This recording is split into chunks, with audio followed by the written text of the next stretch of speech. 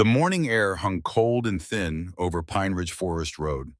Holden Everett drove slowly, one hand resting on the steering wheel, the other cradling a paper cup of coffee that had long since gone lukewarm. 64 years old, 2 months until retirement, 30 years of service reduced to light patrol duty on the quietest stretch of forest in all of Oregon. The radio crackled to life. Unit 7, this is dispatch. What's your 20 Mumgate? Holden lifted the radio from its clip. His thumb hovered over the talk button. He knew that voice. Young, efficient, probably 25 years old and already managing the board like she owned it. Pine Ridge North Sector, he said. All quiet. Copy that. Stay on light patrol. We've got the younger units handling the active calls today. The younger units. Holden set the radio down without responding. He'd stopped arguing 3 months ago when they started assigning him the easy routes. The routes where nothing ever happened. The routes where an old man couldn't get hurt or slow anyone down or make the department look bad. He took a sip of cold coffee and grimaced. The tall pines swayed gently on either side of the narrow road. Shadows stretched long and dark across the cracked pavement. Morning light filtered through the canopy in thin golden beams, catching dust particles that drifted lazy and aimless through the air. It was beautiful, peaceful, the kind of morning that should have brought comfort. Instead, it felt empty. 3 years. 3 years since Catherine died in their bedroom with her hand in his and her breathing shallow and her eyes looking at him like she was trying to memorize his face one last time. 3 years since she had whispered those final words. Promise me you'll find something worth fighting for again. He'd promised. Of course he'd promised. What else could he do? But in 3 years he hadn't found it. He'd gone to work. He'd gone home. He'd eaten alone. He'd slept alone. He'd watched television that he didn't care about and read books that he forgot the moment he closed them. And now he was 2 months from retirement, 2 months from the end of a career that had once meant everything, 2 months from nothing. The road curved ahead. Holden slowed the patrol car, his eyes scanning the forest out of habit more than necessity. Nothing ever happened out here. That was the point. That was why they sent him here. But then he saw it, a shape, small, dark against the pale morning light, standing perfectly still in the center of the road. Holden's foot moved to the brake. The patrol car rolled to a stop. He leaned forward, squinting through the windshield. Not a deer, too small, not a raccoon. Wrong silhouette. The shape didn't move, didn't run, just stood there watching. Holden opened the door and stepped out. The morning cold bit at his face. His breath misted in the air. He left the engine running and walked slowly toward the shape, his boots crunching against gravel and fallen pine needles. 20 feet away, the shape sharpened into clarity. A puppy, German shepherd, maybe 8 weeks old, coat matted with dirt and dried mud, paws scraped raw, body trembling so violently that Holden could see it even from a distance. But the eyes were what stopped him. Wide, aware, desperate. Eyes that looked far too knowing for a dog that young. Hey there, little one. Holden's voice came out softer than he'd intended. What are you doing all the way out here? The puppy didn't bark, didn't wag its tail, didn't do any of the things a normal puppy would do when approached by a human. Instead, it locked eyes with Holden and held that gaze with an intensity that made something twist uncomfortably in his chest. Holden crouched slowly, keeping his movements careful and deliberate. His knees protested. 64 years of wear and tear, 30 years of chasing suspects and climbing fences and kneeling beside injured dogs. You lost Buddy. He extended one hand palm up, non-threatening, the way he'd been taught 3 decades ago when he first started training K9 units. The puppy tilted its head, took one small step forward, then stopped, not retreating, not advancing, waiting. Holden frowned. This wasn't normal puppy behavior. A lost puppy should be frantic, crying, desperate for human contact. This one was calm, controlled, almost like it was evaluating him. He noticed something else. The puppy's coat. Not the typical black and tan coloring of most German shepherds. This one was different. Silver, a pale, almost ghostly gray that caught the morning light and made the puppy look like something not quite real. "Where'd you come from?" Holden whispered. The puppy took another step forward. Its eyes never left Holden's face.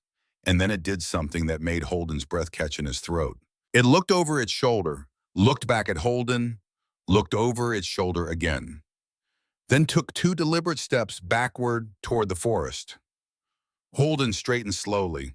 His heart beat a little faster. He'd seen this before, a long time ago, a trained behavior, a signal. "Someone taught you that," he said quietly. "Someone trained you." But that was impossible. This puppy was barely old enough to be weaned. No one trained puppies this young. Not like this. Not with this kind of precision. The puppy waited, watching, then repeated the motion. Look back, look at Holden, look back again, step backward. "Come with me." That's what it meant. Come with me. Holden glanced at his patrol car, engine still running. Radio silent. He should call this in. Report a stray puppy. Wait for animal control. Follow protocol. But something in those silver gray eyes stopped him. Catherine's voice soft in his memory. "Find something worth fighting for again." "All right," Holden said. "Show me." The puppy's ears perked up. Just slightly. Just enough. And then it turned and trotted a few feet toward the tree line before stopping, checking, waiting. Holden followed. The puppy moved with purpose. Not the clumsy, distracted wandering of a normal 8-week-old, but focused, determined movement. It would go 10 or 15 feet, then stop and turn back to make sure Holden was still following. Its little chest rose and fell quickly, like it had been running for a long time before Holden even arrived. They left the road behind. The forest swallowed them. Pine needles soft underfoot, branches creaking overhead. The morning light growing dimmer as the canopy thickened above them. Holden tried the radio again. "Dispatch, this is Unit 7. I've got a possible stray animal situation. German Shepherd puppy looks injured. I'm following it into the forest off Pine Ridge North Sector." Static. Then the young dispatcher's voice clipped, inefficient. "Unit 7 Animal Control can handle that. Return to patrol." "The puppy looks trained," Holden said. "Someone might be missing it." "Copy that. Animal Control will investigate. Return to patrol Unit 7. Holden looked at the puppy. It had stopped staring back at him with those impossibly aware eyes. Waiting. He lowered the radio. "Dispatch, I'm going to follow the puppy for a few minutes. See if there's an owner nearby." A longer pause, then reluctantly, "Copy. Check in every 15 minutes. "Will do." But Holden knew he wouldn't, because already the forest around them had changed. The sounds had changed. The usual morning chorus of birds and squirrels and wind through the branches had faded into something heavier. Something wrong. Silence. Complete silence. The puppy trotted forward again, faster now, more urgent. Its small paws kicked up dirt and dead leaves. Holden followed, pushing through low-hanging branches that caught at his uniform. His breathing came harder. 64 years old, 2 months from retirement, following a puppy into the forest like some kind of fool. But he couldn't stop, because something in his gut, something built from 30 years of instinct and experience, told him that this mattered. That whatever this puppy was leading him toward, it was important. They'd been walking for maybe 10 minutes when Holden noticed the tracks. He stopped, knelt, brushed away a layer of pine needles with his gloved hand. Paw prints, large, adult German Shepherd. The stride pattern was straight discipline, not the erratic wandering of a wild animal. These belonged to a trained dog. But there was something else. The prints grew uneven about 20 feet ahead. One paw dragging slightly, like the dog had been injured, like it had been struggling to stay upright. Holden's stomach tightened. He looked at the puppy. "Is this your mother? Are you trying to show me your mother?" The puppy whimpered. The first sound it had made. a soft, heartbroken noise that cut through the silence like a blade.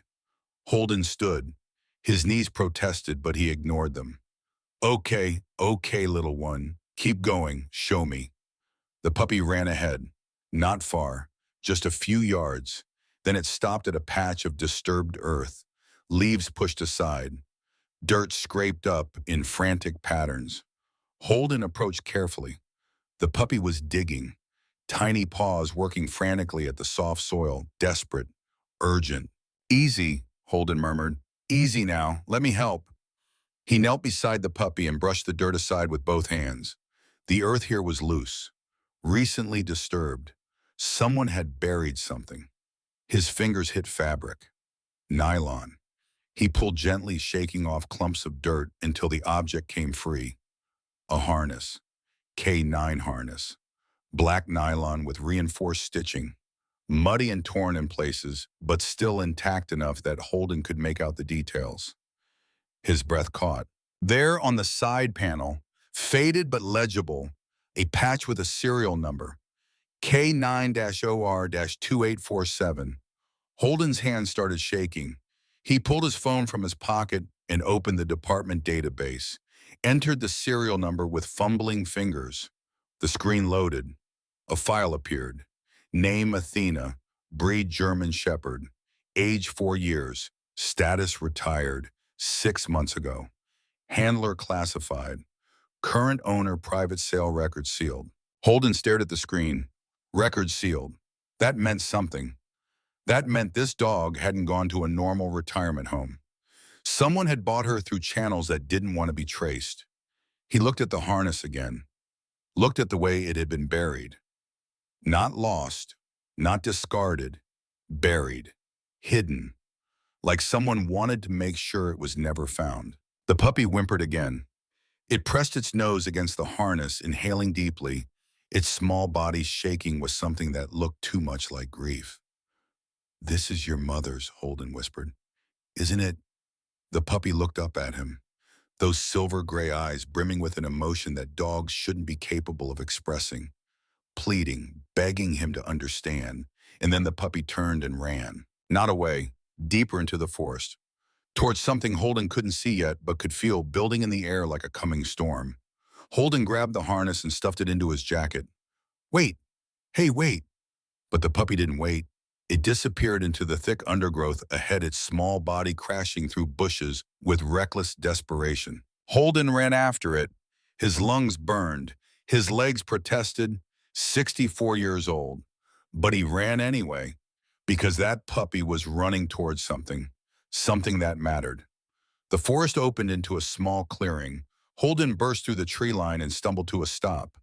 There, ahead, through the tangled branches and morning shadow, a structure, old, forgotten, half swallowed by moss and creeping vines. A cabin, abandoned decades ago by the look of it, roof sagging, windows broken, door hanging crooked from rusted hinges. The puppy stood at the base of the porch steps, not moving, not making a sound, just staring at the cabin with its whole body rigid and trembling. Holden approached slowly. His hand moved instinctively to the weapon at his hip, not drawing it, just touching it, just reminding himself it was there. The porch steps groaned under his weight. Old wood, rotting, dangerous. "Hello," his voice echoed strangely in the stillness.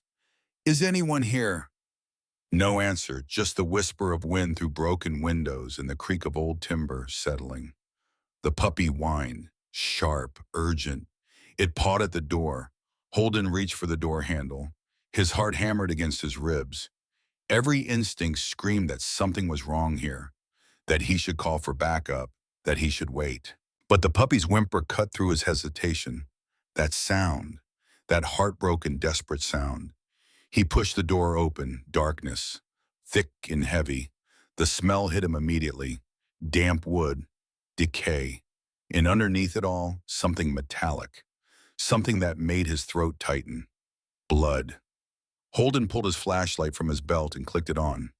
The beam cut through the darkness, illuminating floating dust particles and the rotting interior of a single-room cabin. Old furniture, collapsed table, scattered debris, and in the far corner behind an overturned chair, a shape. Dark, still, too large to be the puppy. Holden's breath stopped. He moved forward slowly. The flashlight beam swept across the floor. Scratches, deep gouges in the wooden planks. Fresh, desperate. The marks of claws fighting for purchase. The beam reached the shape in the corner. A German shepherd, adult, lying motionless on her side, her fur matted with dirt and dried blood, her flank rising and falling in shallow labored breaths. One back leg twisted at an unnatural angle. Broken, her ribs showed bruising. Dark purple spreading across her side. A deep gash ran along her shoulder, crusted over, but still seeping. Around her neck, a raw indentation, red and inflamed, where a collar or harness had been ripped away, not removed gently, torn. Holden dropped to his knees beside her. His hands shook as he reached out, hesitating just before touching her. Athena, his voice cracked. Is that you, girl? The dog's eyes flickered open, just barely, glassy with pain and exhaustion. They focused on Holden with effort, with the last dregs of awareness, and then slowly, impossibly, her gaze shifted. Past Holden, toward the doorway where the silver puppy stood trembling in the dim light. The mother dog's eyes widened, just a fraction, just enough. She tried to lift her head, failed, tried again, her whole body trembling with the effort. A soft whine escaped her throat. Not pain, recognition, love. The puppy broke. It rushed forward on unsteady legs and collapsed beside its mother, pressing its small body against her neck. The mother dog lifted her head half an inch and touched her nose to the puppy's forehead. The gentlest, most deliberate gesture, like she'd been holding on just for this, just to see her baby one more time. Holden's throat closed, his eyes burned. He'd seen a lot of things in 30 years, a lot of injury and violence and loss, but this broke something in him. He ran his hands carefully over the mother dog's body, checking for wounds, assessing the damage. His training kicked in even as his heart threatened to shatter. Broken leg, probably dislocated, severe bruising along the ribs, internal bleeding maybe. The gash on her shoulder, deep, days old, infected. But it was her belly that made him stop, made his hands still and his breath catch. Scars, 8 small scars, evenly spaced along her abdomen.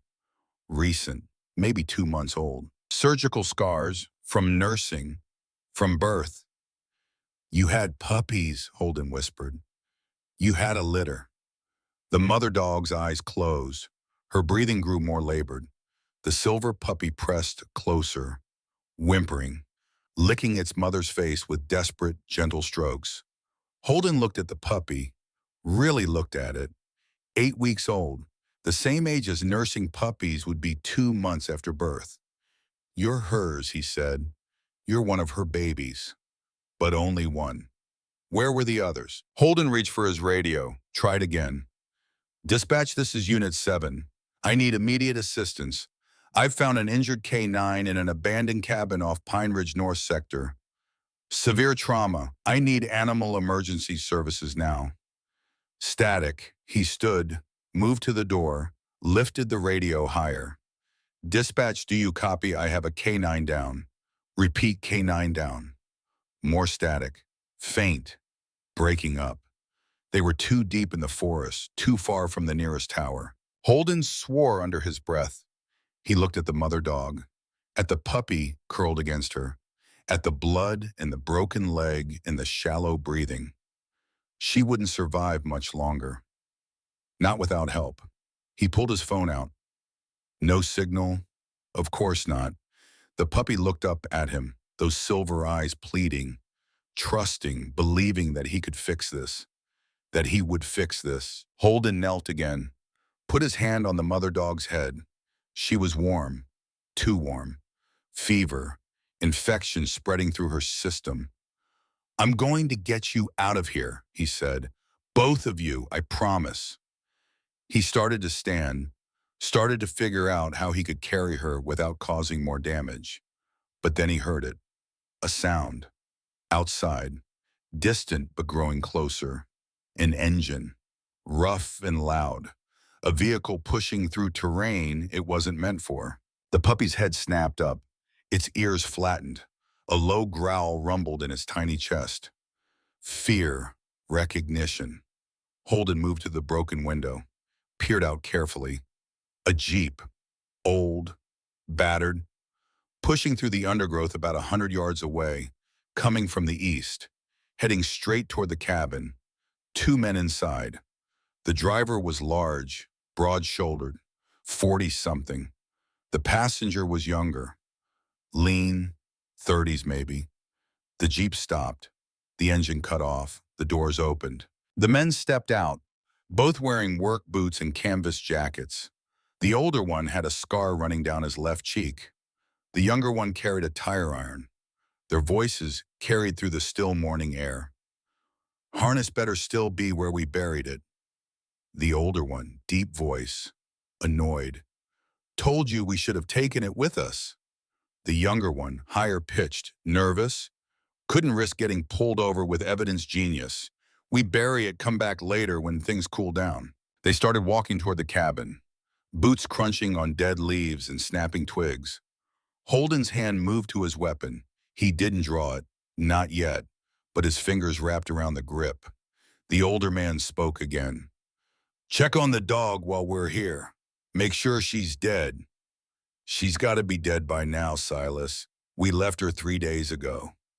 Check anyway, Wyatt. Boss needs 8 puppies. We show up with 7. We're the ones who end up dead. 8 puppies. Holden's blood ran cold. He looked at the mother dog, at the 8 scars on her belly, at the single silver puppy pressed against her side. She'd had 8 puppies. These men had taken 7 of them. Left her for dead. Missed one. This small, brave, silver ghost of a puppy that had walked miles through the forest to find someone, anyone, someone who could help, and it had found him. Holden Everett, 64 years old, 2 months from retirement, a washed-up K9 handler that nobody took seriously anymore. The footsteps grew closer, the voices louder. 7 puppies in the truck. Buyer wants them tonight. 35 grand for the lot. What about the mother? If she's still breathing, finish her. Can't leave witnesses. The puppy growled. Holden put his hand on its head. Gentle, silencing. The cabin door creaked. Light spilled across the floor as the door swung open. 2 silhouettes filled the doorway, backlit by morning sun. The older one, Silas, stepped inside first. His eyes hadn't adjusted to the darkness yet. Told you we should have. He stopped, squinted, saw Holden standing there in the shadows. The hell? Holden stepped forward into the light, his hand still on his weapon, his voice steady despite the adrenaline flooding his system. Police, don't move. Silas stared at him. Then his mouth twisted into something ugly.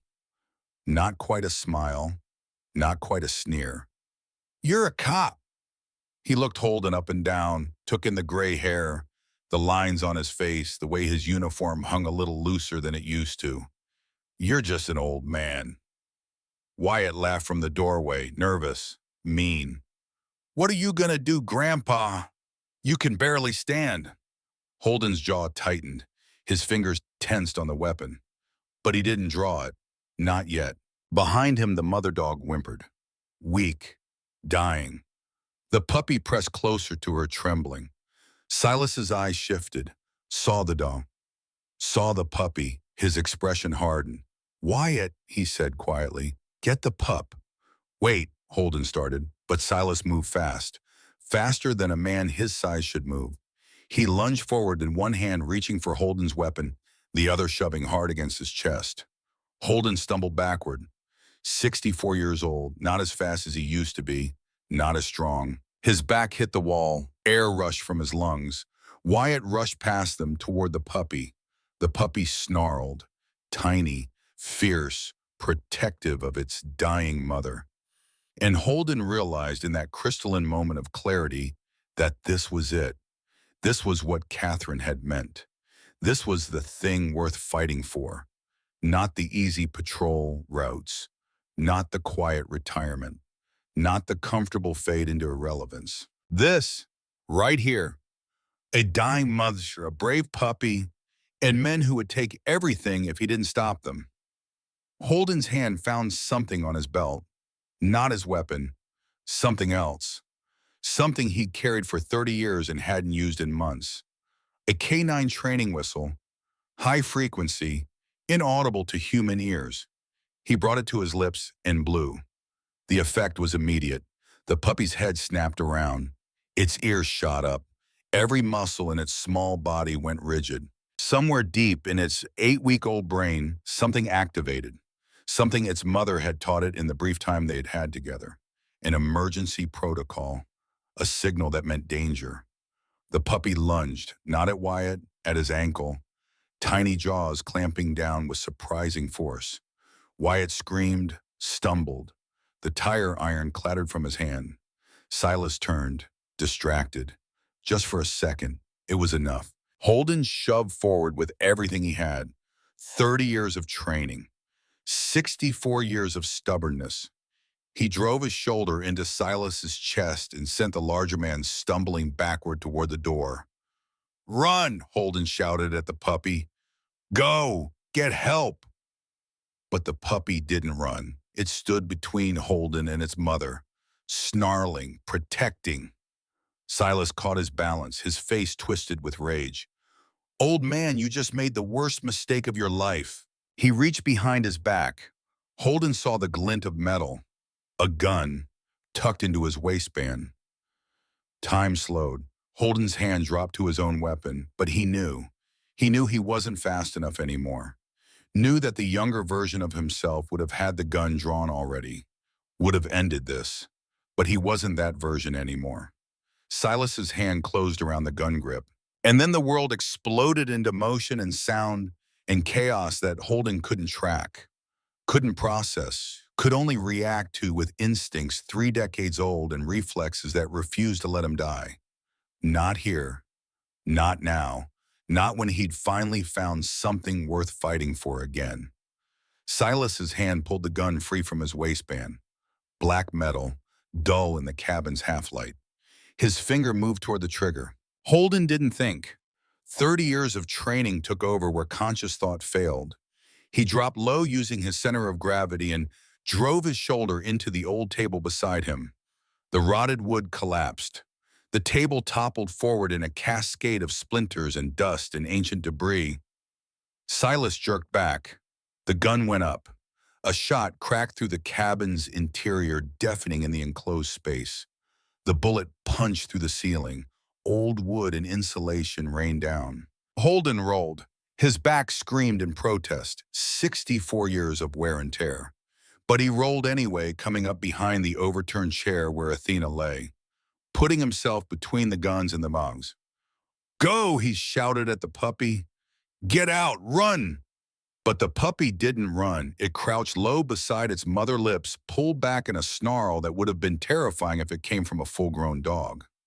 From an 8-week-old puppy, it was heartbreaking and brave and utterly futile. Wyatt had recovered. He kicked the puppy away from his ankle.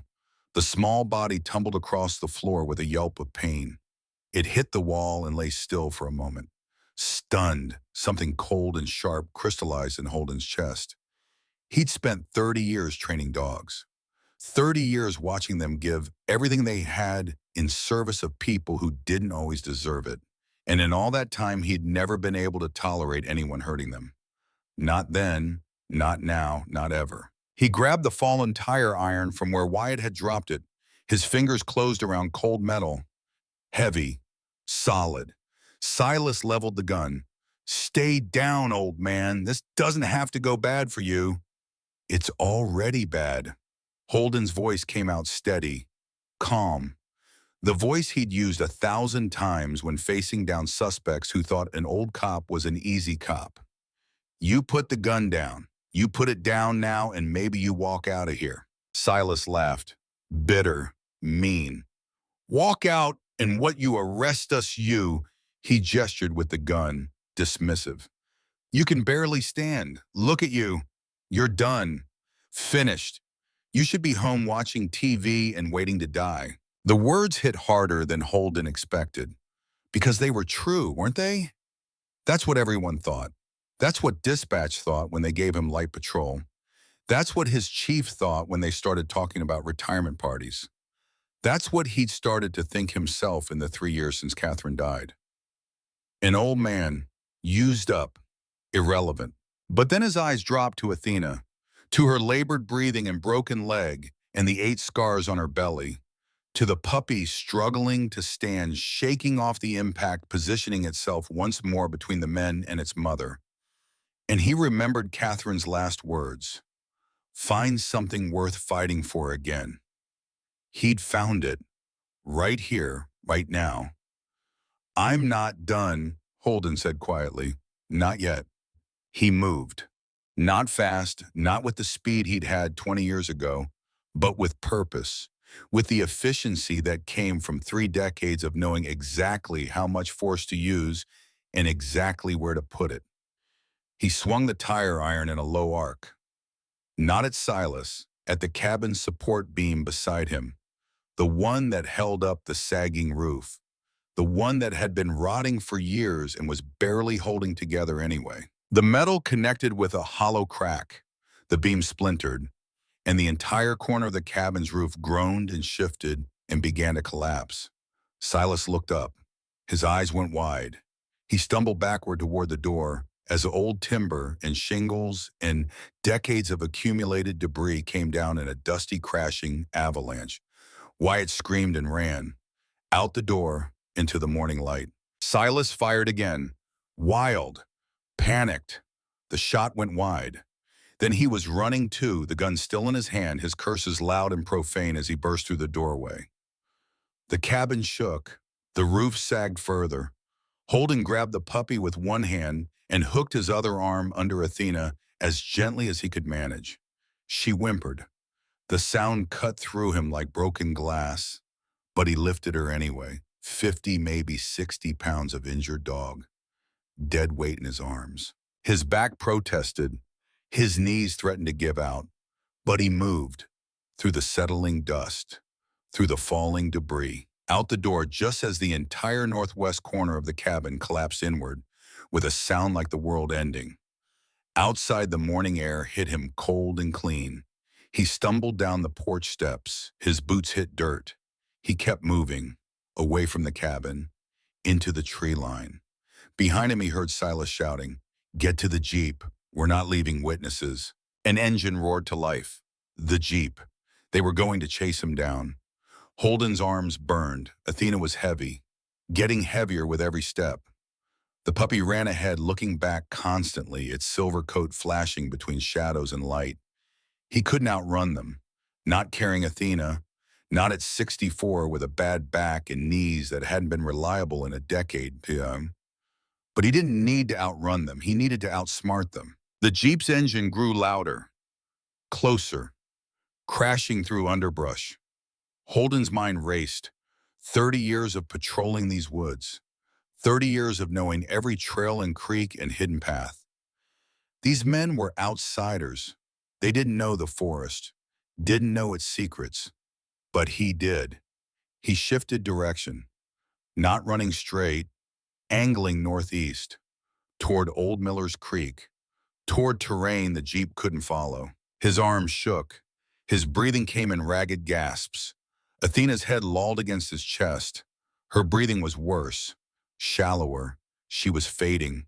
He was running out of time. The puppy barked, sharp, urgent. It had stopped ahead at the top of a small rise. Holden crested the rise and saw it. The creek, 20 feet wide, running fast from recent rain, banks steep and muddy. The Jeep was maybe 50 yards behind. He could hear it, engine roaring, gears grinding, men shouting. He looked at the creek, at the steep banks, at Athena in his arms and the puppy at his feet. No choice, no other option. He started down the bank. His boots slipped in the mud. He caught himself, kept moving. The puppy scrambled down beside him, sliding, tumbling, righting itself. The creek water hit his boots, cold, shockingly cold. It soaked through leather and socks and bit at his ankles like ice. He waded in, the current pulled at his legs. The creek bed was uneven, rocky. His foot caught on something. He stumbled, almost went down, but he didn't. He couldn't, not with Athena in his arms. The water reached his knees, his thighs. The current was stronger here, pulling, insistent. The puppy paddled beside him, struggling against the flow, its small head barely above water. Holden pushed forward. One step. Another. The far bank was close. 20 feet, 15, 10. Behind him, the Jeep's engine cut off. Doors slammed. Voices carried across the water. Where'd they go? Down to the creek. Can we get the Jeep across? Are you stupid? Look at those banks. We'd get stuck. Holden's boots hit the far bank. He grabbed at exposed roots with one hand still holding Athena with the other, pulled himself up. The puppy scrambled ahead, found purchase climbed. Holden hauled himself and Athena over the edge and collapsed behind a fallen log. His lungs burned, his heart hammered, his whole body shook from exertion and adrenaline and the cold water soaking his uniform. He laid Athena down as gently as he could. She didn't respond. Her eyes were closed, her breathing barely visible. The puppy pressed against her, whimpering, licking her face with desperate, gentle strokes. Across the creek, Holden heard Silas and Wyatt arguing. We go around, find a crossing. That'll take an hour. Boss wants those puppies delivered tonight. We don't have time to hunt some old cop through the woods. Then we leave, cut our losses. We got 7 puppies. That's still 25 grand. What about the cop? He saw us. He can ID us. A pause, long, heavy. Then Silas's voice, cold, certain. He's an old man carrying a dying dog through the forest. He won't make it far. And even if he does, who's going to believe him? We'll be gone before he gets back to his car. You sure? I'm sure. Come on, we got a delivery to make. Footsteps, fading. The Jeep engine starting again. The sound of tires on dirt and undergrowth. Moving away, growing distant, gone. Holden sat there in the mud and wet leaves, breathing hard, listening to the silence return. The puppy looked at him, those silver eyes full of trust and hope and desperation. Okay, Holden whispered. His voice shook. Okay, we need to move. He tried to stand. His legs gave out. He caught himself on the log, tried again, made it to his knees. His whole body felt like it weighed 1,000 pounds. 64 years old, too old for this. Too old for running through forests and collapsing cabins and carrying injured dogs through freezing water. But Catherine's voice in his memory, find something worth fighting for again. He'd found it. He wasn't giving up. Not now. He looked around, getting his bearings. The creek ran east-west.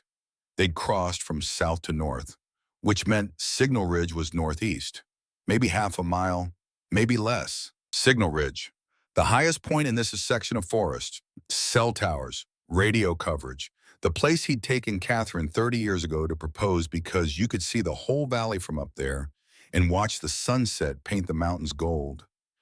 If he could get there, he could call for help. He lifted Athena again. She felt heavier now. Or maybe he was just weaker. Probably both.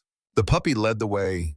It seemed to understand, seemed to know that they needed to keep moving, keep going, keep fighting. The forest grew denser. The morning light struggled to penetrate. Holden's boots squelched with every step. Water and mud.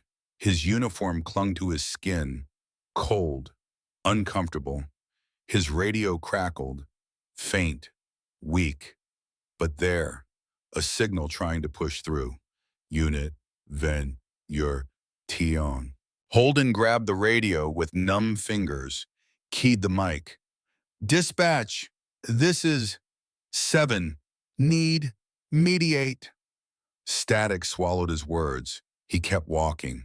The puppy stayed close, sometimes ahead, sometimes beside him, always checking, always making sure he was still coming. The terrain sloped upward, getting steeper. Holden's breathing grew labored.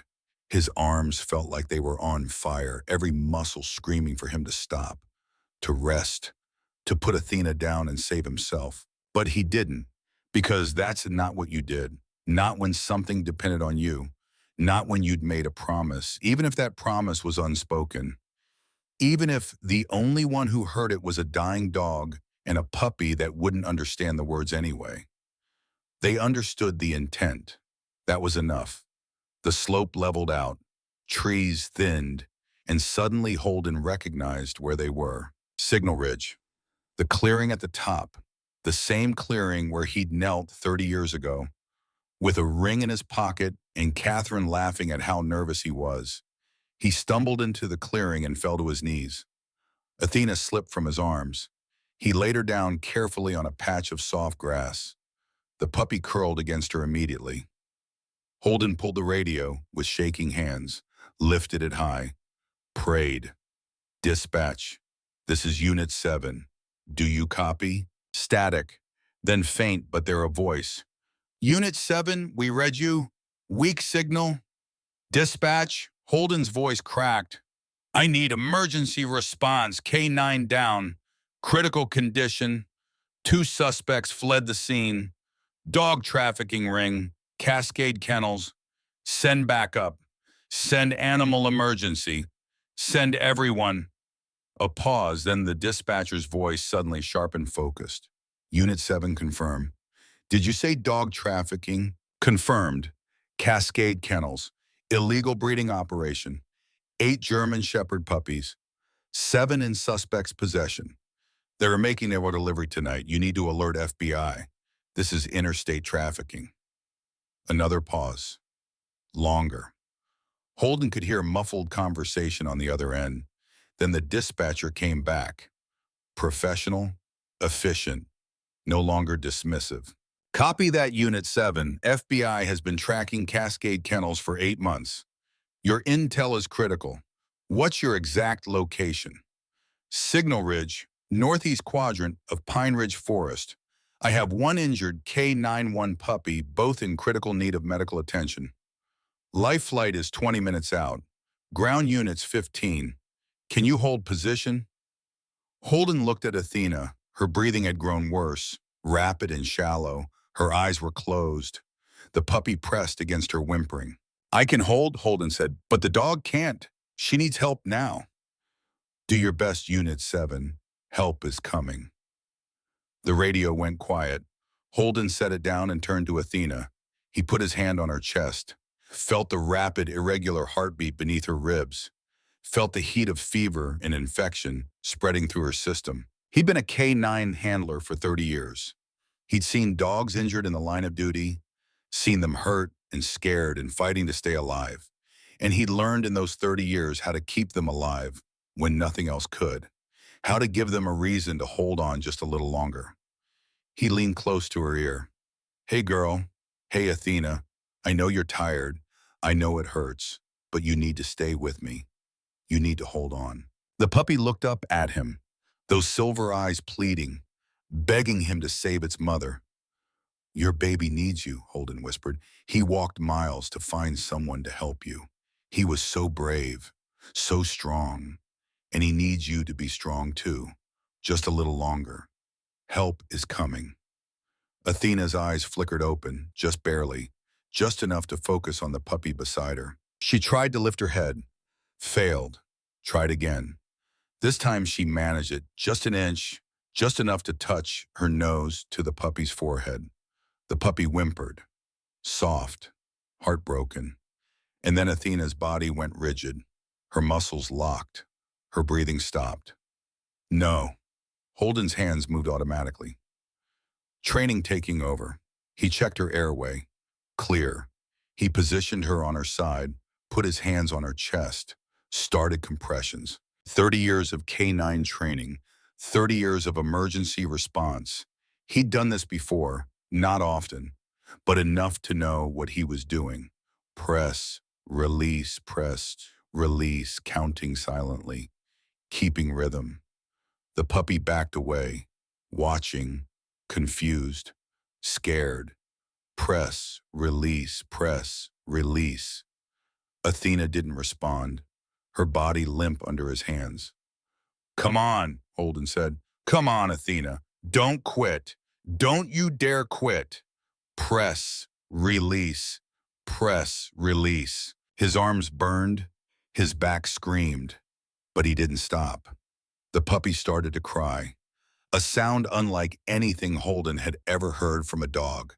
High-pitched, desperate, utterly broken. Stay with me. Holden's voice cracked. Please, stay with me.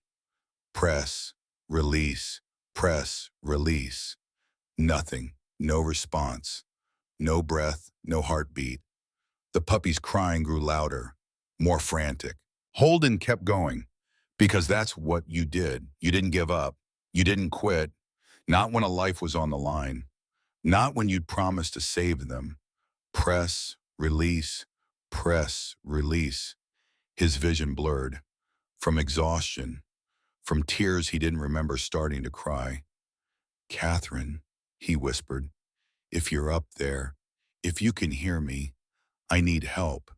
I found something worth fighting for and I can't lose it. Not like this, please. Press, release. And then so faint he almost missed it a sound. A breath, shallow, weak. But there, Holden's hands stilled. He leaned close, watching Athena's chest. Another breath, shaky, irregular, but breathing. The puppy stopped crying. It crawled forward, pressed its nose against its mother's muzzle. Athena's eyes opened. Just a crack, just enough to see her baby. Her tail moved, the smallest twitch, but movement. Holden sat back on his heels, his whole body shaking. That's it, girl. Stay with us. Help is coming. In the distance, growing louder, the sound of helicopter rotors cutting through morning air. The puppy looked up, at the approaching sound, then at Holden, and for the first time since they'd met on that forest road, its tail wagged, just once, just enough. Holden put his hand on the puppy's head. You did it. You saved her. You brought me here, and you saved her. The helicopter appeared over the tree line, red and white, life flight painted on the side. It circled the clearing once, then began to descend. Wind from the rotors flattened the grass, sent leaves and debris swirling. The puppy pressed against Holden's leg, scared but trusting. The helicopter touched down, doors open, people in uniforms jumped out. A woman in EMT gear, a man with a veterinary case, a state trooper with a radio. They ran toward Holden, voices calling, professional, efficient. The veterinarian dropped to his knees beside Athena. German Shepherd, severe trauma, multiple injuries. Get me the trauma kit. The EMT turned to Holden. Sir, are you injured? Holden shook his head, too tired to speak. The state trooper keyed his radio. We have Unit 7 on scene, K9 critical but alive, civilian officer unharmed. Suspects fled south, possible Cascade Kennels connection. The veterinarian worked quickly. IV line, oxygen mask, splint on the broken leg. His hands moved with practiced precision. This dog shouldn't be alive, he said without looking up. The injuries are severe. Multiple days old, infection, internal trauma. If you hadn't found her when you did, she'd be gone. I didn't find her, Holden said quietly. He looked at the puppy. He did. The veterinarian glanced at the puppy, took in the silver coat. The way it stayed close to its mother, understanding dawned on his face. 8-week-old puppy, silver coat, same as the litter FBI recovered this morning. Holden's head snapped up. What? The state trooper turned. You didn't hear FBI raided a delivery truck 3 hours ago. Cascade Kennels operation. They recovered 7 German Shepherd puppies, all silver-coated, rare genetics, worth thousands on the black market. 8 puppies, Holden said. There were 8. The trooper looked at the puppy, then at Athena, then back at Holden. The mother was reported missing from the scene. FBI assumed she'd been killed. She escaped. Holden's voice was hoarse. She went back for him, for the one they missed. She crawled miles through the forest looking for him. And when she couldn't find him, she waited. She waited until he found someone who could help. The veterinarian paused in his work, looked at Athena, at the puppy, at Holden. That's impossible. A dog that injured shouldn't have been able to move, let alone travel miles. She's a mother, Holden said simply. She wasn't going to leave her baby behind. The puppy whimpered. The veterinarian reached out and ran a gentle hand over its head. He's dehydrated, exhausted, but physically sound. We'll take them both in. Give them the best care available. They loaded Athena onto a stretcher, secured her carefully. The puppy tried to follow, but the EMT held him back gently. Easy, little one. She needs space for the flight. The puppy struggled, crying, trying to get to its mother. Holden knelt and scooped the puppy up. It was surprisingly light, all fur and bones and desperate heart. It trembled in his arms. Shh, Holden murmured. It's okay, we're going with her. I'm not leaving either of you. The state trooper hesitated. Sir, there's only room for medical personnel on the flight. Holden looked at him, 64 years old, soaking wet, covered in mud and blood, 3 decades of service in his eyes. I'm not leaving them, he said. Quiet, certain, final. The trooper looked at the veterinarian. The veterinarian looked at Athena on the stretcher, at the puppy in Holden's arms, at the old cop who'd done something nobody expected him to do. Get him on board, the veterinarian said. They ran to the helicopter, Holden clutching the puppy, the EMT and veterinarian carrying Athena's stretcher, the state trooper following with equipment. The rotors spun faster, wind whipped through the clearing. They climbed aboard. Holden settled into a jump seat. The puppy burrowed against his chest. The doors closed. The helicopter lifted. The clearing fell away below them. Through the window, Holden saw the forest spreading out in every direction. The creek he'd crossed, the path they'd taken, the cabin in the distance partially collapsed. The veterinarian worked over Athena, checking vitals, adjusting the IV. His face was grim but focused. How is she? Holden had to shout over the rotor noise. Touch and go. We'll know more when we get her to the emergency center. The EMT turned to Holden. Sir, what you did down there, the CPR. You saved her life. Holden looked at the puppy in his arms, at those silver eyes that had trusted him from the first moment, at the small body that had walked miles through dangerous forest to find help. No, he said. He did. The helicopter banked, heading south toward the city, toward emergency veterinary services, toward answers about Cascade Kennels and 7 missing puppies and how a mother dog had survived the impossible. But for now, in this moment, suspended between earth and sky, between death and hope, Holden held a silver puppy and watched a mother dog fight for every breath and understood finally what Catherine had meant. He'd found something worth fighting for, and he'd fight for it until there was nothing left to give. The puppy's eyes drooped, exhausted, spent, but safe, finally safe. It fell asleep against Holden's chest as the forest dropped away below, and the helicopter carried them all toward whatever came next.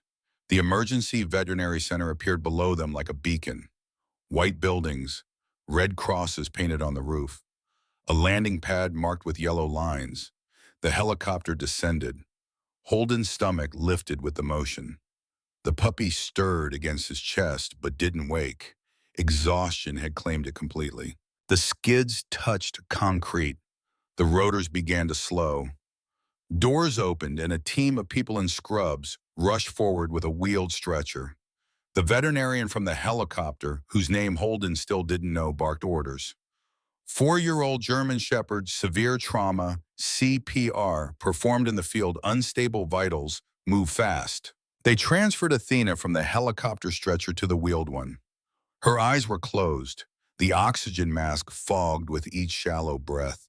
The IV bag swayed as they rolled her toward the building. Holden climbed out last. His legs nearly gave out when his boots hit the ground. 64 years of accumulated exhaustion catching up all at once. The EMT steadied him. "Easy, sir. When's the last time you had water?" Holden couldn't remember. This morning yesterday time had become strange and slippery. "I'm fine," he said. "I need to stay with the dogs." "Sir, you need to—" "I'm staying with them." The EMT looked at him, really looked at him, took in the wet uniform, the mud, the blood that wasn't his. The silver puppy clutched against his chest like the most precious thing in the world. She nodded. "Come on, but you sit down the moment we get inside." The emergency center's automatic doors hissed open. Cold air, conditioned air, hit Holden's face. Fluorescent lights, the smell of antiseptic and fear.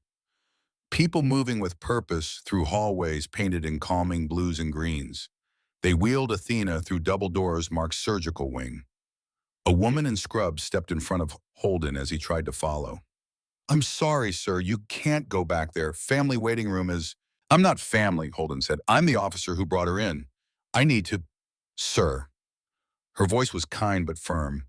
"They're going to do everything they can, but they need space to work. The best thing you can do is wait." The double doors swung shut. Athena disappeared behind them. Gone. The puppy whimpered in Holden's arms, a soft, lost sound. "I know," Holden whispered. "I know." The EMT guided him to the waiting room. Chairs lined the walls. A television in the corner played the news on mute. A coffee machine burbled in the corner. The room was empty except for them. Holden sank into a chair. The puppy settled in his lap, its small body still trembling. The EMT brought him a bottle of water. "Drink, all of it." He drank. The water was cold and clean, and he hadn't realized how thirsty he was until it hit his throat. He drained the bottle in seconds. She brought another. Slower this time. He sipped. The puppy's breathing had evened out, still asleep, still trusting that Holden would keep it safe. The EMT left, came back with a blanket, warm, soft. She draped it over his shoulders. "Someone from the FBI is on their way," she said. "They want to talk to you about Cascade Kennels. And there's a reporter outside, but security won't let her in." Holden nodded. He didn't care about any of that. All he cared about was behind those double doors, fighting for a life that should have ended days ago. The EMT hesitated, then sat in the chair next to him. "Can I ask you something?" "Sure." "Why'd you do it? Run after them like that? You could have been killed." Holden looked down at the puppy, at the silver fur in the small paws and the way it trusted him completely, even in sleep. "My wife died 3 years ago," he said quietly. "Before she went, she asked me to find something worth fighting for again. I thought she meant a hobby, or volunteer work, or something safe and easy and appropriate for a man my age." He stroked the puppy's head with gentle fingers. "But she didn't mean that. She meant this. Something real. Something that matters. Something worth risking everything for." The EMT was quiet for a moment. Then she smiled, sad and understanding. "I think she'd be proud of you." "I hope so." She stood. "I'll check if there's any update from surgery." She left. Holden sat alone with the sleeping puppy and the quiet hum of fluorescent lights and the weight of not knowing. Time passed. He wasn't sure how much. The television showed images of forests and police tape and men in handcuffs being led to patrol cars. He recognized Silas, Wyatt, both of them caught, both of them in custody. Good. Footsteps approached. Heavy boots. Holden looked up. A man in his 50s, FBI jacket, hard face with lines that spoke of decades chasing bad people through worse situations. He carried a tablet and a badge that he flipped open. "Officer Everett, I'm Special Agent Connor Hayes. I need to ask you some questions." Holden gestured to the chair beside him. "Sit." Hayes sat, pulled up files on his tablet. "The two suspects you encountered, Silas Vance and Wyatt Brennan, We've been tracking them for 18 months. They're part of a trafficking operation that spans 3 states. Stolen purebred dogs, illegal breeding, black market sales. The puppies, Holden said. You found 7 of them. Early this morning, traffic stop on I-5. The dogs were in crates in the back of a panel truck. No food, no water, dehydrated and scared but alive. Hayes swiped to show photos on his tablet. 7 German Shepherd puppies, all with the same silver gray coat, all huddled together in a transport crate. We didn't know there was an 8th, Hayes said. We thought we'd recovered the whole litter. The mother went back for Beinsbaum, Holden said, after she escaped. She went back to find the one they missed. Hayes looked at the puppy sleeping in Holden's lap. That's the 8th one, the one she went back for. Yes. And the mother, that's her in surgery. Athena, yes. Hayes made notes on his tablet. Your testimony is going to be critical. Eyewitness to the assault, direct observation of the breeding operation. You've handed us the best case we've had in 2 years. I don't care about your case, Holden said, quiet but certain. I care about whether that dog lives or dies. Hayes studied him, then nodded. Fair enough. The double doors opened. A woman in surgical scrubs emerged, 50-something, steel gray hair pulled back, exhaustion written in every line of her face. She pulled her mask down and looked directly at Holden. Are you the officer who brought her in? Holden stood carefully. The puppy stirred but didn't wake. Yes, how is she?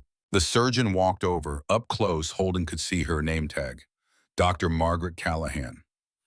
She made it through surgery, Dr. Callahan said. But I need to be honest with you. Her condition is critical.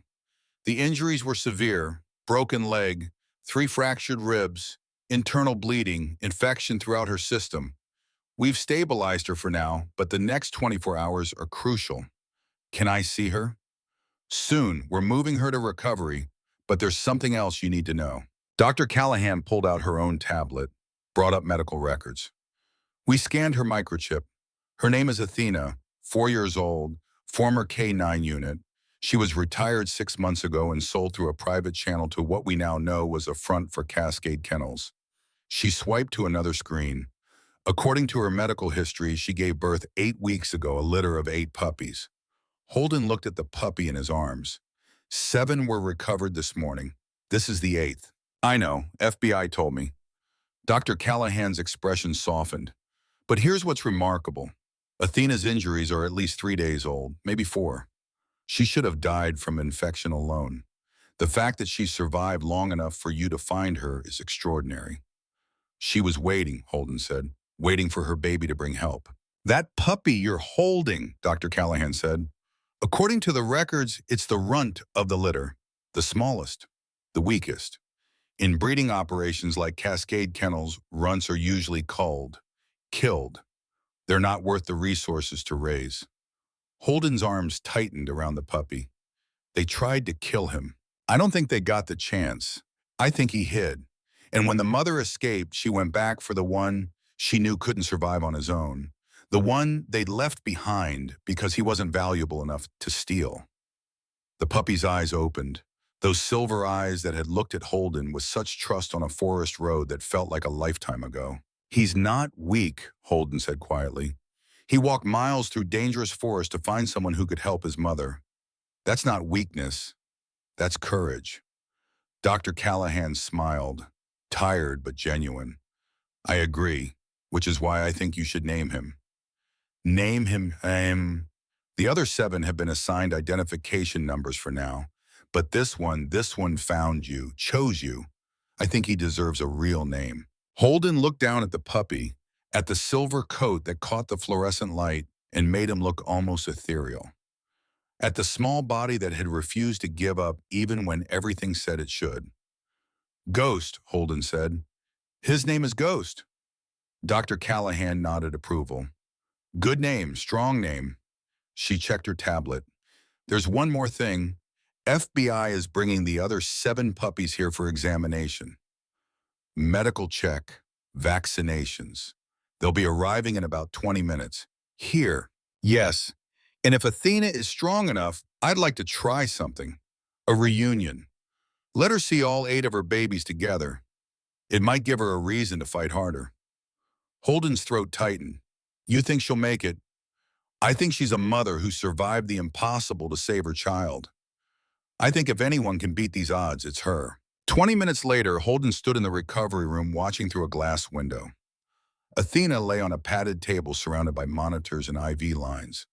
Her chest rose and fell with mechanical assistance. Bandages covered most of her body. The broken leg was in a cast. She looked small, fragile, nothing like the fierce protector who'd escaped a breeding operation and crawled miles through forest. Ghost pressed against Holden's leg, whimpering, wanting to go to his mother. The doors opened. Special Agent Hayes entered with a transport crate, large, filled with soft blankets and 7 small bodies. Dr. Callahan supervised as her staff carefully lifted the puppies out one by one, all of them identical to Ghost. Silver coats, dark eyes, 8 weeks old. They set them on a soft mat near Athena's table. The puppies tumbled over each other, playing, crying, looking for their mother. We need to be quick, Dr. Callahan said. She's very weak, but I want her to see them, to know they're safe. She nodded to her staff. They carefully lifted Athena's head. Just slightly, just enough. Athena's eyes opened, barely, glazed with pain medication and exhaustion. But then she saw them, all 7 puppies, and her eyes widened, focused, cleared. Dr. Callahan looked at Holden. Bring Ghost. Holden carried Ghost to the table, set him down gently on the mat with his siblings. The 8 puppies immediately pressed together, a pile of silver fur and wagging tails and small barks. Ghost in the middle of his brothers and sisters. Together, complete. Athena made a sound, soft, between a whimper and a cry. Her tail moved, just barely, just enough to show she understood. All 8 of her babies, safe, alive, here. She tried to lift her head higher, tried to reach them, but she was too weak, too injured. Dr. Callahan gestured to her staff. They so carefully lifted the puppies one at a time and placed them next to Athena's muzzle. She sniffed each one, gentle, thorough, memorizing them. Then she licked their faces with slow, deliberate strokes, claiming them, protecting them even now. When they brought Ghost, Athena's whole body relaxed. She nuzzled him with particular attention, the one she'd gone back for, the one she'd refused to leave behind. Ghost licked her nose, curled against her neck, small body fitting perfectly in the curve of her throat. Holden turned away, his eyes burned. His chest felt too tight to breathe. Dr. Callahan appeared beside him. Officer Everett, are you all right? She's going to make it, Holden said, his voice rough. Isn't she? After all this, after everything, she has to make it. I think so. Yes, I think she will. They moved the puppies back to their crate, except for Ghost. Ghost they left with Athena. He curled against her side. She rested her muzzle on his small body, both of them breathing, both of them alive. Dr. Callahan led Holden out of the recovery room. Back to the waiting area. Hayes had left. The television now showed footage of the FBI raid. Cascade kennels, shut down, owners in custody. We need to talk about what happens next, Dr. Callahan said. Holden nodded, exhaustion hitting him in waves now that the adrenaline had faded. Athena will survive, but her injuries are permanent. The broken leg didn't set properly before we got to her. She'll have a permanent limp. She'll never work as a K9 again. She'll need long-term care, physical therapy, medication, someone patient enough to help her heal. I understand. The 7 puppies will be placed through a specialized rescue organization. Homes are already being vetted. They'll go to good families. And Ghost, Dr. Callahan looked through the window at the small silver puppy curled against his mother. Ghost is different. He's the runt. He'll need extra care, extra attention. He's been through trauma that most puppies never experience. He'll need someone who understands, someone who won't give up on him. She turned to face Holden directly. He chose you, Officer Everett. From the moment he saw you on that forest road, he chose you to save his mother, and he's been looking at you the same way ever since. Holden's hands trembled. He clasped them together. I'm 64 years old. I retire in 2 months. I don't know how much time I have left to give him. I think he knows that, and I think he doesn't care. He just needs someone who'll love him, someone who'll fight for him the way he fought for his mother. Holden thought about Catherine, about her last words, about 3 years of emptiness and loneliness and feeling like his life no longer mattered. And he thought about a silver puppy walking miles through dangerous forest, about those eyes that trusted him completely, about a mother who'd survived the impossible. Yes, he said. Yes, I'll take him, both of them. Athena and Ghost. I'll take them both. Dr. Callahan smiled. I was hoping you'd say that. The days that followed blurred together. Holden stayed at the veterinary center. They brought him food. He slept in chairs. He visited Athena every few hours, watched her slowly, gradually, impossibly begin to heal. Ghost stayed with her. The staff made an exception. Usually they separated mothers from puppies after surgery, but these two had survived too much to be separated now. The 7 siblings were adopted within a week. Good homes, loving families. 3 of them went to specialized training programs. Future therapy dogs, future service animals, continuing their mother's legacy in their own way. But Ghost stayed, because Ghost belonged with Holden now. That had been decided on a forest road when a small puppy looked at an old cop and saw someone worth trusting. 2 weeks after the rescue, Dr. Callahan cleared Athena for release. Holden had already prepared. He'd bought a small house on the outskirts of town. 1 story, big yard, room for injured dogs to heal and old men to find peace. He brought them home on a Tuesday morning. Athena rode in the back seat on a special cushion. Ghost curled in her lap, both of them looking out the window at the world passing by. Holden pulled into the driveway of his new home, carried Athena inside. She was lighter now, still healing, still weak, but alive. He set her on the dog bed he'd bought, soft, supportive, perfect for a dog with a permanent limp and ribs that would always ache. Ghost immediately curled against her, where he belonged. Holden sat on the floor beside them. His back protested, but he ignored it.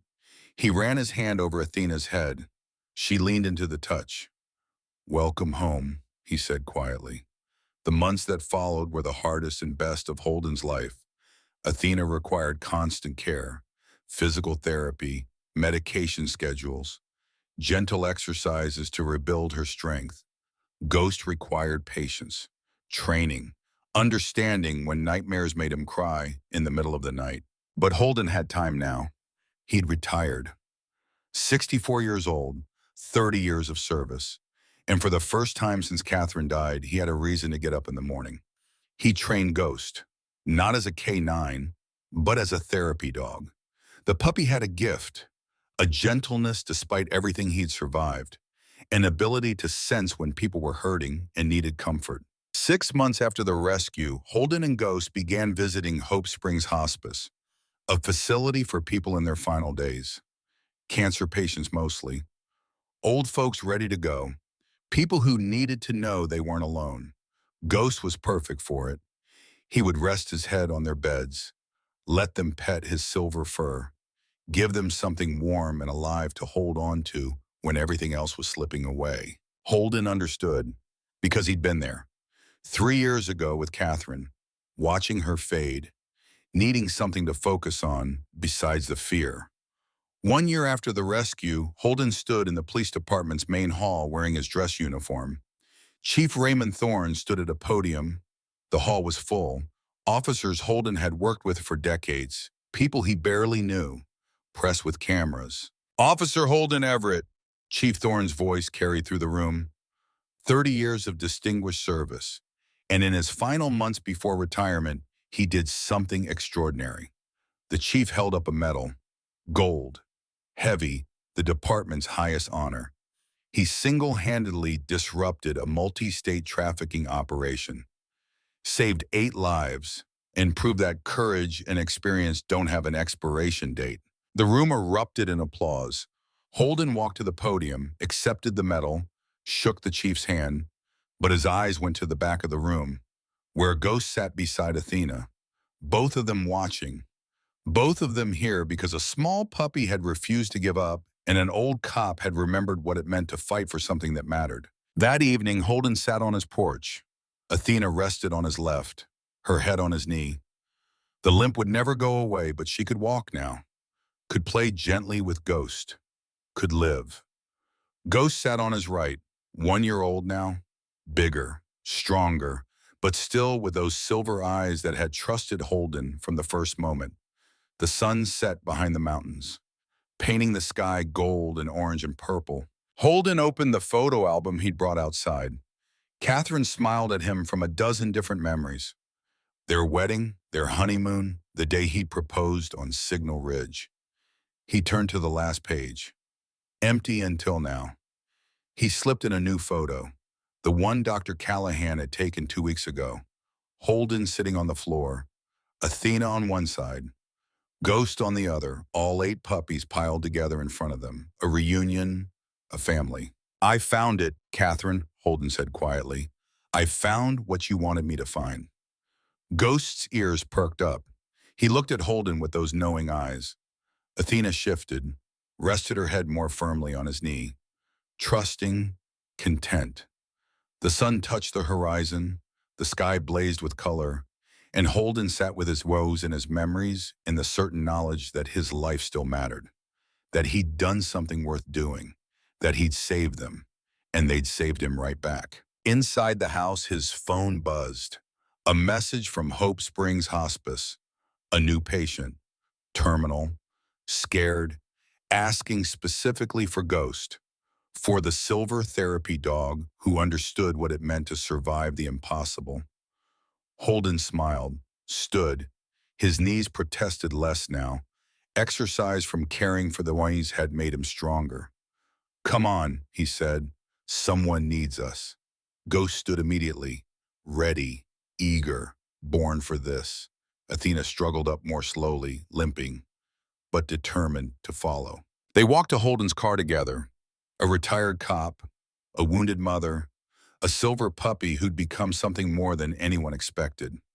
They drove through the evening light toward Hope Springs, toward people who needed to know they weren't alone, toward the work that mattered.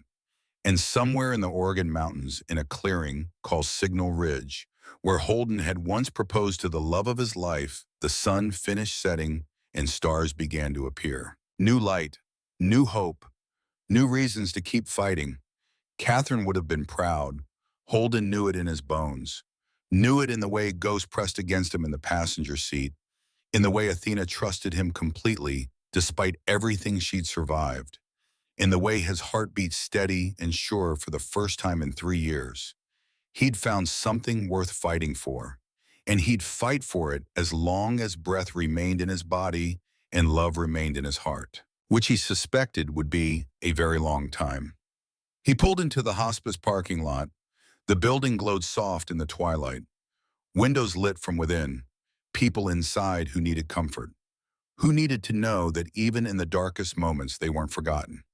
Ghost barked once, clear, strong, ready. Athena's tail wagged, slow, gentle, agreeing. Holden looked at them both in the rearview mirror. The wounded mother who'd refused to die. The silver puppy who'd refused to give up. Both of them here, both of them his. Catherine's voice whispered in his memory one last time. Find something worth fighting for again. He had. And every morning for the rest of his life, he'd wake up knowing exactly what that something was. Holden pulled into a parking space and turned off the engine. The evening air was cool when he opened the door. Comfortable.